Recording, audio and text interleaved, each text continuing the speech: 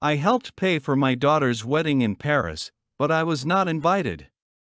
She emailed me to let me know that I could watch through the Google Earth window if I wanted to participate. I just said, of course, have a great big day. She kept phoning me the next morning, but I was far too busy to answer. Chapter 1: The email that made me feel something. I can still clearly recall 10:37 p.m. when it arrived in my email. I got myself a glass of water after returning from my evening stroll and settled in to check my emails. Among bank statements, invoices, and a newsletter I never subscribed to, it was there. Subject: No ill will, Father. I made a click.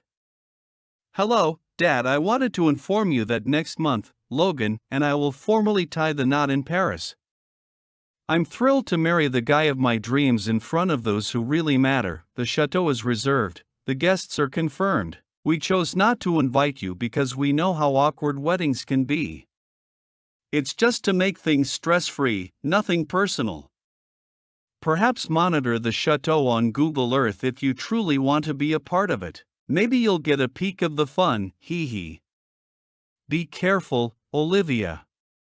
Just a passive-aggressive chuckle and a digital pat on the head as if I were some forgotten former coworker. No invitation, no explanation. What was the most painful? That chateau cost me $48,000.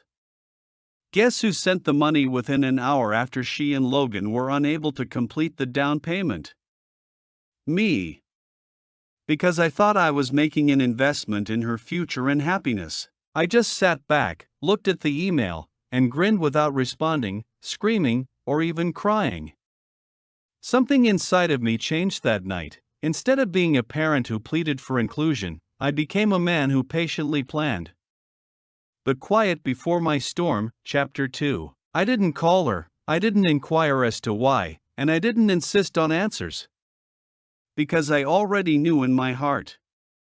Olivia had gradually altered since Logan entered her life. The thanks faded and the compassion in her voice grew slack. Thanks, Dad, turned into well, you should have done that anyway. After her mother died, she stopped phoning me. I wired it each and every time, even though I only ever heard from her when money was involved. I made that error. I thus understood that I was not a part of her new universe when she eventually revealed her true colors in that email. I started working since I was merely the ATM she used to pay for it. I started by gathering all 3 years' worth of invoices, wire transfers, and receipts. In total, I was spending over $146,000 on things like trips, furnishings, a designer dog for her Instagram, Logan's business that never happened, the chateau I had paid for, their apartment's down payment, and her wedding dress deposit. That should have gotten me a place at the table, but it didn't. I then contacted Jacques, a former client in Paris who I had previously assisted when he was defrauded by a tech vendor. I owed Jacques a favor. Could you verify whether I have a reservation at Château de Belcourt? The line paused for a moment. Yes, it is, he said. You paid for it in full, and they haven't yet transferred ownership. Why? Because we are going to make certain modifications, as I mentioned. Since Olivia and Logan never had the right to utilize the reservation in the first place, I spent the following 5 days formally moving it out of their names. Instead, I made a profit by renting the space to a global fashion company that was filming a campaign the same weekend. The provision for cancellation? Brutal. The provision for visitors going abroad without an event to attend? Even terrible. But I wasn't done yet. I wanted her worry to reverberate in solitude, so I reserved a peaceful getaway for myself for the same weekend, somewhere without mobile service or Wi-Fi. The wedding that never was, Chapter 3. With her veil expertly fastened and a champagne flute in hand, Olivia pulled up to Château de Belcourt in a white vintage Rolls-Royce. Logan sat next to her in a rented suit, looking as arrogant as ever. With congratulatory messages, Instagram stories, and tags from her influencer pals already at the gates, her phone was ringing. However, there was a problem. Instead of the valet opening the door when they arrived, a security man carrying a clipboard came over. "Names, Olivia Thompson." "Brightest," she remarked with pride. The guard blinked. "That name doesn't refer to any event. Maison Valence has reserved this chateau for the weekend. No visitors are permitted at this exclusive fashion shoot." Logan bent over. No, we must have paid in error." "Correct," the guard said. "You weren't the one who made the payment. 4 days ago, the payer regained ownership and reservation rights. This morning, the shoot got underway." Then, with shutters snapping, a throng of models and film crews surged by.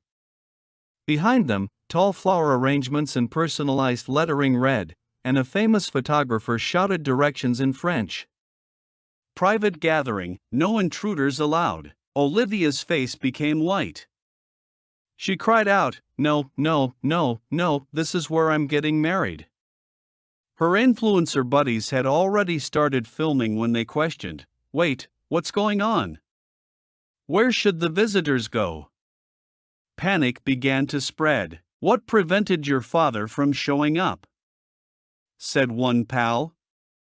"This is his place, right?" Olivia struggled with her phone in her hand. "She gave me a call. I didn't answer. She gave another call. And once more." By midday, 11 calls had been missed. I grinned as I sat back with a cup of steaming coffee at my quiet mountain getaway, which was totally off the grid. In that email, she had made fun of me. Instructed me to see using Google Earth. Now, her visitors were the only ones observing her disintegration. What's the best part? The money trail, contracts, and Logan's dubious startup funding were all going to resurface, so it wasn't even the complete retaliation. Lawfully, let her suffer public humiliation for the time being, though.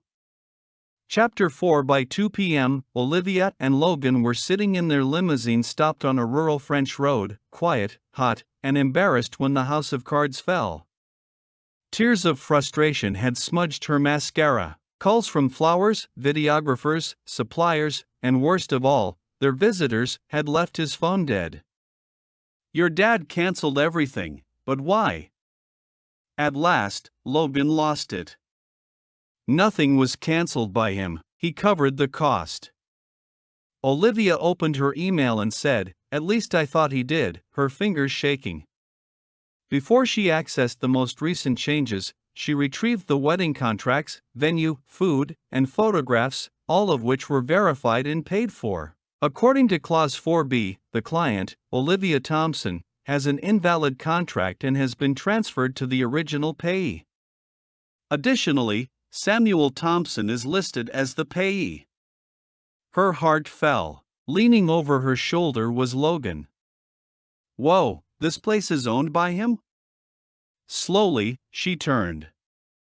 "Not only the location, did I not mention that I was too busy to pick up?" Olivia started concealing financial transactions, using fictitious credit cards, and transferring funds from joint accounts into a side venture under Logan's name while I was in meetings with my attorney and the forensic accountant I had engaged 6 months prior.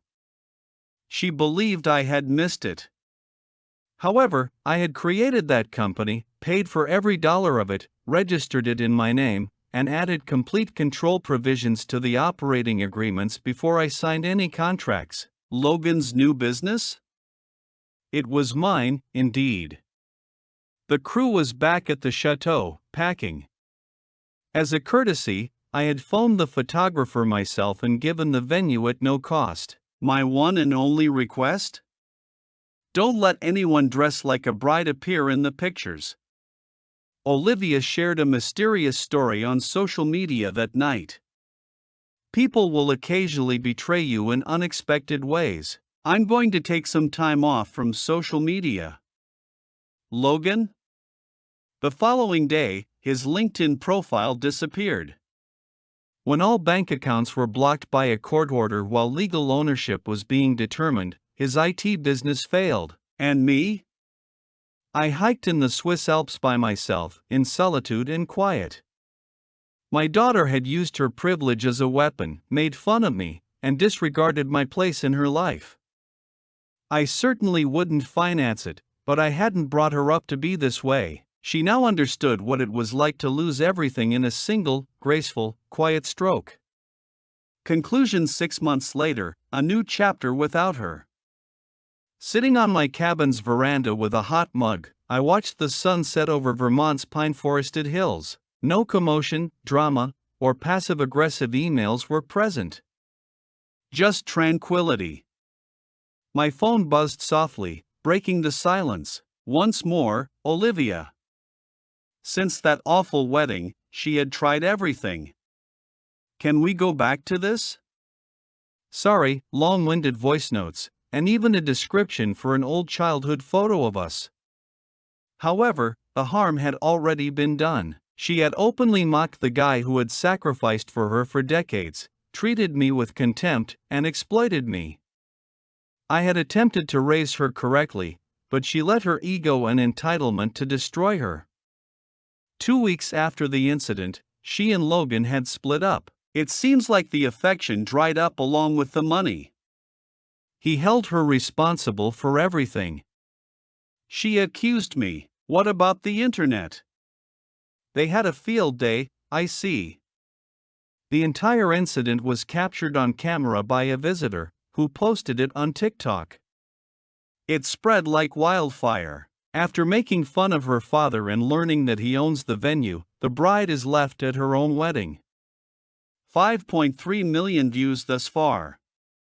She wrote one last note: Dad, I was mistaken. Money is not what I want. I'd like to see my dad again, please. With my thumb lingering over the screen, I gazed at the message. I took a deep breath before responding. We can talk when you value people over appearances. I put the phone down after that and looked back at the sunset. Because it takes time to forgive. Furthermore, peace can occasionally be more valuable than Paris. Was this retaliation entirely warranted? In the comments section below, let us know what you would have done. For more incredible stories of justice and treachery, subscribe to Lauren's Story, like the story, and share it with someone who needs